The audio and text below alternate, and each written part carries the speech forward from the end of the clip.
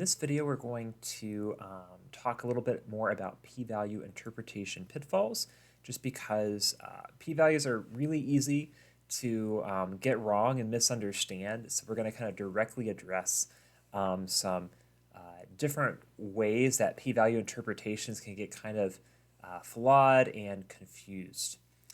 So honestly, these are common things to see even in journal articles, or if you're reading research and people are interpreting a hypothesis test result.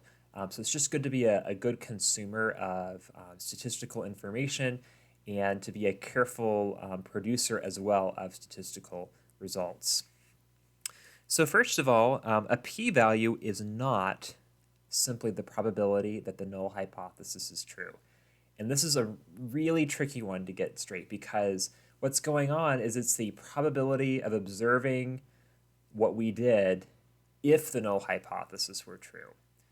But when you get a p-value of, say, 10%, it doesn't mean that there's a 10% chance that the null is true and 90% chance that it's not. It's just saying that if it were true, this is how often we would observe this. This is how likely the sample result is. However, even if we get a p-value of, say, 100%, let's kind of think about what that means and when that would happen.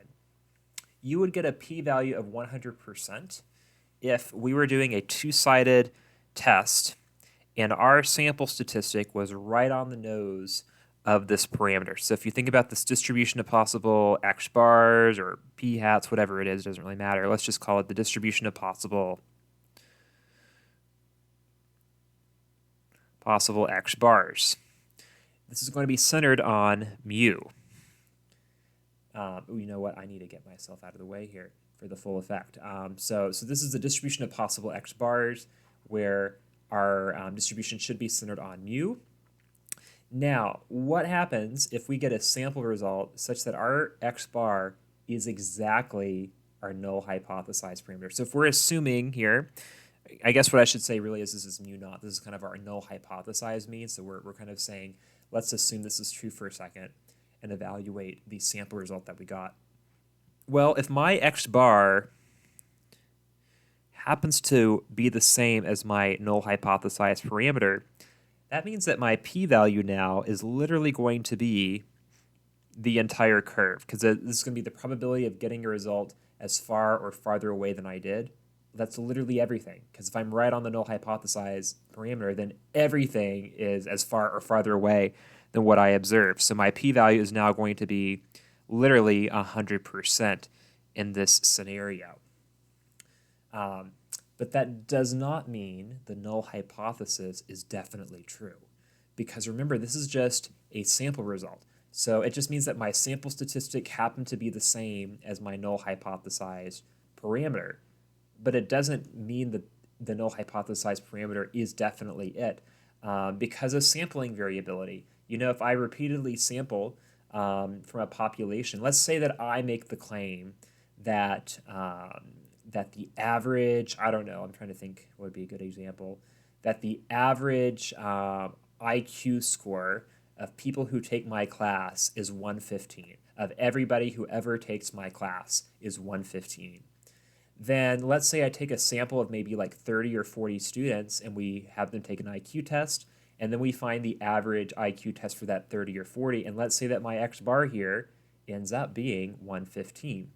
Well, I have not proved my larger claim. I can't really know that for sure, what the true average IQ score of all students who ever take my class is. All I know is that I did a sample, and my sample result is super compatible with that hypothesis, but it doesn't prove it. It could still be a different number for all we know. All we've really shown is that 115 is in the ballpark, that it could reasonably be a value like 115 given the sample result. So kind of think about a p-value as measuring compatibility with the null hypothesis, but it's not a direct probability of it being true. So the higher your p-value, the more compatibility you have. If your p-value is 100%, it just means that you have 100% compatibility with that hypothesis. But there's really no way for us to call it true, for us to conclude it's true. Just to say that it's plausible, that it makes sense, that this is a really reasonable sample result to get if it were true. The other thing is overstating the result of a p-value when our sample size is large. And this really gets into what a p-value tells us and what it doesn't tell us. P-values tell us our confidence that there could be a difference. They help us determine if we're confident of a departure from the null, but they don't in themselves tell us the magnitude of that departure. And that's going to be when we get into something called effect sizes and measuring the magnitude of the distance, the magnitude of that difference between our sample result and the null hypothesis. So, and this is where these wordings, so if you read a lot of journal articles, or maybe you've just kind of heard this before, you've probably heard of statistically significant as a term we often use when talking about low p-values. And this is a term that is actually getting phased out in a lot of journals and in a lot of kind of statistical communities. And that's because it's a very misleading term to use around p-values. It makes it sound like the difference is really big. It makes it sound like there's a practical significance when there may not be. So statistically significant, as it's usually used, just means that we have a really low p-value, and therefore we are very confident that there is at least some departure from the null hypothesis. However, if we have a really large sample size, it's really easy to get a low p-value as long as there's just at least some difference to find. Maybe it's not a big one, maybe it's just a really tiny one. But if I have a really large sample, it's very easy to get a low p-value and detect that confidently. So be wary of what we do with p-values when our sample size is really large, because you're going to get really, really small p-values in those contexts. And it doesn't mean the distance is really large. It just means that since we have so many people, the fact that we still see this much difference, we're quite confident this is not random chance difference because we just have so many people such that this doesn't make a lot of sense. My cat is going crazy at the door, so I'm just going to open it. Don't mind me for a second.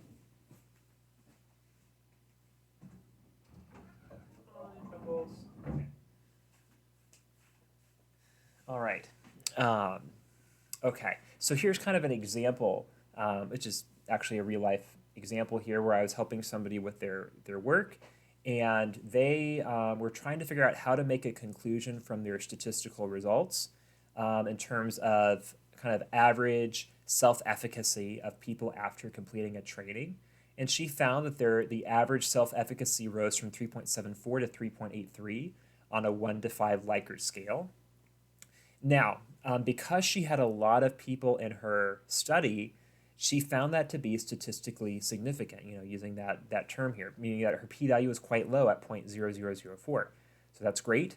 However, it didn't mean that the size of it was very big, and that's where effect size comes in, and that helps us determine whether kind of like how much that change is going on, and as we'll talk about in the next chapter, measuring that change in terms of standard deviations. How many standard deviations wide is that change in the population?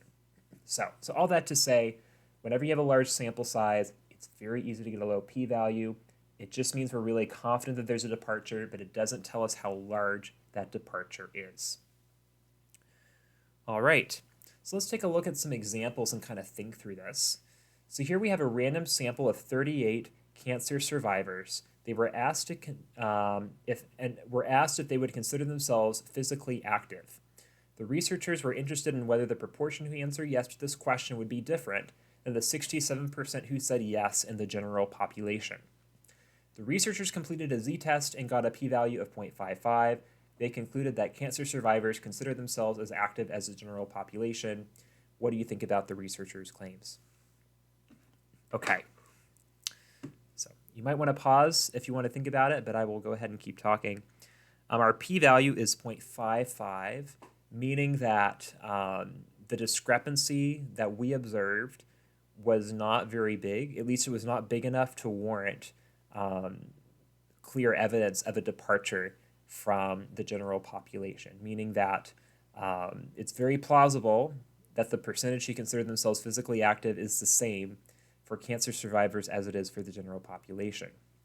So, but we have to be really careful here, because what the researchers did was they concluded the null here. They concluded that they are as active. So they concluded the null. But remember our language. We don't conclude the null is true. We just say we fail to reject it. We just say that it could be true, that it's plausible. So that's a no. Instead, we want to simply say that the null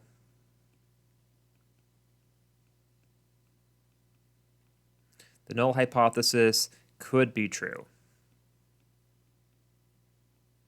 It's plausible.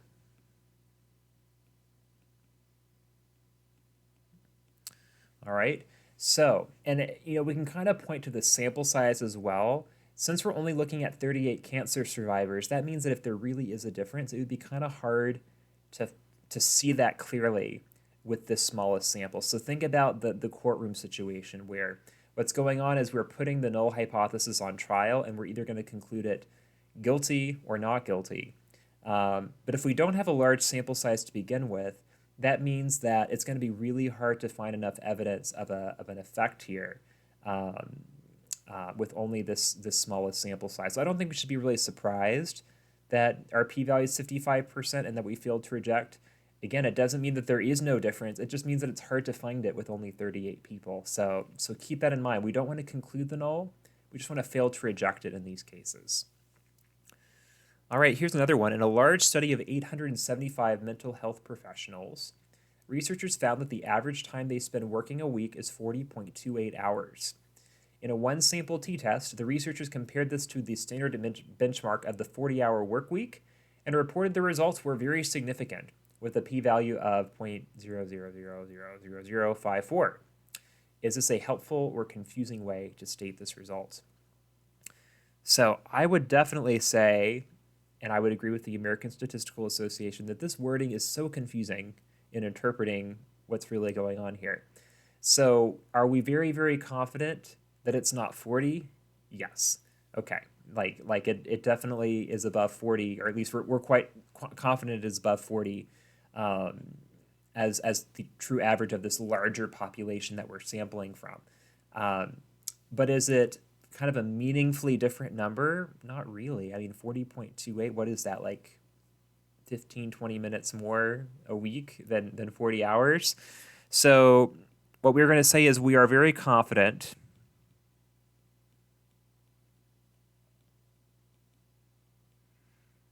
that mu for this mental health professionals population, the true average amount, is probably greater than 40 given this sample result.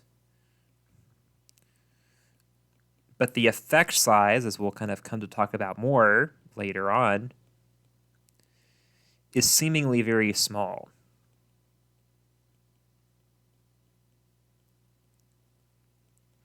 Right? So about 15 to 20 minutes of work a week, of more than 40 hours. So I think very significant is probably a very misleading conclusion to make.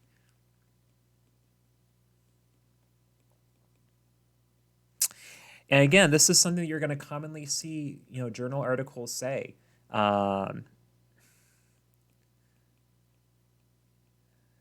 So people who write journal articles are not necessarily professional statisticians. They're scientists, they're researchers in their field who know enough statistics to do some research. And these kinds of things happen.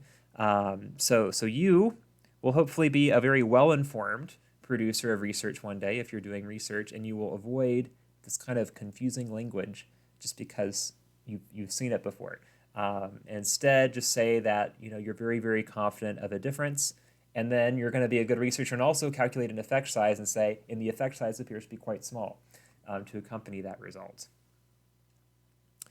All right, one more question here. A study was completed to determine whether patients with glaucoma have lower listening scores on average as compared to individuals without glaucoma. What would be the null hypothesis for this study? So again, we want to represent the population here. We are determining the average listening scores. So the null hypothesis and the alternative hypothesis, the null is going to have some kind of an equals benchmark comparison. The alternative will be some type of departure from that. And it looks like the researchers are looking to see if patients with glaucoma have lower listening scores. So it looks like they're looking to see if mu is less than some value. I'm just going to call it x for now because I don't know what that value is. So mu is less than some value. That glaucoma patients in general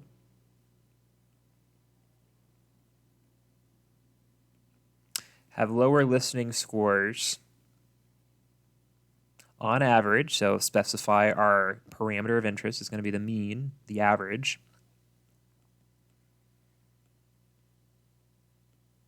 to individuals with glaucoma. The null hypothesis is going to mirror this. It's going to be that the mean for glaucoma patients is actually equal, if not greater, than the general population. So mu is going to be greater than or equal to some value x, which is not mentioned to us. So we're just going to say x for now. And we'll just say glaucoma patients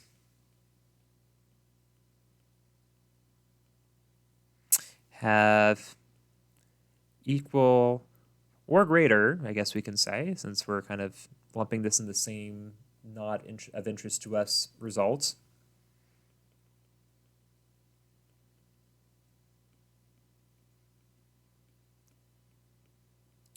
On average, as compared to individuals with, I should have said without glaucoma.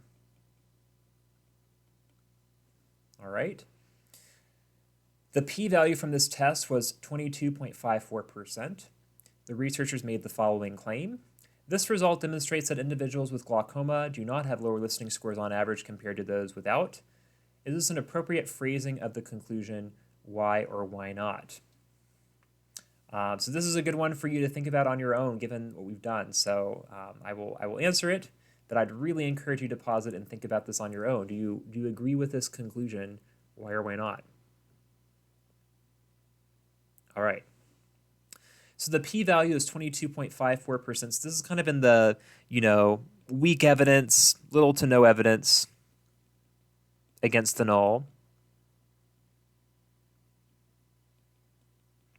Right? So we kind of characterize p-values above 10% as being rather weak evidence against the null hypothesis. This is still kind of in that plausibility range for the null to be true.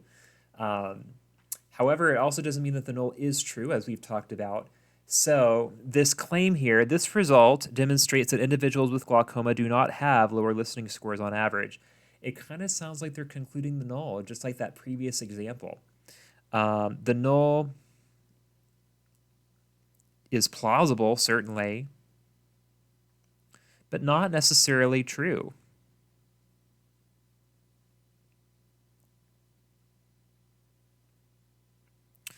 So be careful with concluding the null.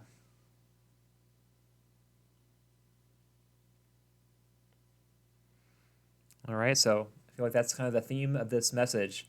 Don't conclude the null. Just say it's plausible. Just say it could be true, but we don't know that it is true from our sample result only. Okay. And then kind of a last thing that we'll mention for this video is just kind of highlighting these parallels between confidence intervals and hypothesis testing.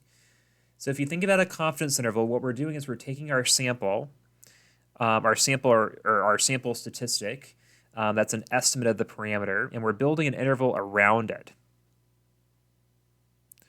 And this width from the point estimate to one end of the interval is called the margin of error, and we're doing this in our attempt to capture the true parameter here. So if we build a 95% confidence interval, then we're saying that 95% of the time our interval should capture the true parameter here. We base it on how wide the sampling distribution should be, right? So we're kind of banking on the fact that, 95% of the time we should be within about 2 standard errors of the true parameter. So 95% of the time we're going to have sample statistics in this 2 standard error-ish range around the true parameter. So if we extend out that range from our point estimate, 95% of the time we'll be within reach. And we're comparing that to, say, doing a hypothesis test, where we're trying to decide if we should reject or fail to reject the hypothesis, the null hypothesis, using, say, alpha equals 5%. Those are relatively equivalent inferential choices. that just have kind of two different angles at them. One is just trying to estimate a plausibility range. The other is trying to make a decision about one particular candidate parameter. And the thing is, if a candidate parameter is within the 95% confidence interval that we created around our sample statistic, then that means that we would fail to reject it at an alpha equals 0.05. If a candidate parameter is outside of that 95% confidence interval, that means that we would reject it with an alpha of 0.05. So I just thought I'd kind of mention that connection there, that's where the two things kind of go together, that a 95% confidence interval represents the range of plausible null hypotheses that we would fail to reject, and outside that range represents the candidate null hypotheses that we would reject at an alpha equals 0.05. And we could do the same thing with a 99% confidence interval in comparison to a hypothesis test where we put alpha equals 0.01. The same kind of comparison, same kind of relationship there. So I mentioned that, and I know that might be ever so slightly confusing, and some of you might not completely put this together visually what's going on. So I'll just kind of leave it at that if it's in the confidence interval, if it's in that 95% confidence interval, that means that we would fail to reject it at an alpha equals 0.05 if we were doing a hypothesis test with that null hypothesized parameter. The reason we do both is because sometimes we're interested in estimation, sometimes we're interested in decision making. Not that estimation means we don't ever make decisions, but this idea that I'm kind of presenting a range of possible values might have value, and the idea that I have a particular value that I want to make a decision on, and I want to calculate the very specific p-value associated with that. Either of those situations might be appropriate to do, and I might kind of choose one or the other as being more appropriate to my purposes. I guess I could technically do both. It would be kind of redundant to do both. But both of those angles are valid angles I might take when doing inference. And then very lastly, just a note about assumptions when we do Z and T tests. So let me get myself out of the way. It's pretty much the same exact assumptions as we did with confidence intervals. Number one, our sample is representative of the population that we're generalizing to. Otherwise, we can't really do inference if we don't have a representative sample. And then secondly, these normality assumptions, that we're assuming the distribution of possible sample means or the distribution of possible sample proportions are normally distributed, and we're going to have the very same conditions that we've seen before regarding either that in the case of means, that the population's already normal or our sample size is sufficiently large. With proportions, it's going to be the 10 successes or 10 failures to ensure, or sorry, this is, should be an and. The 10 successes and 10 failures criteria to determine that we have a normally distributed distribution of possible p hats.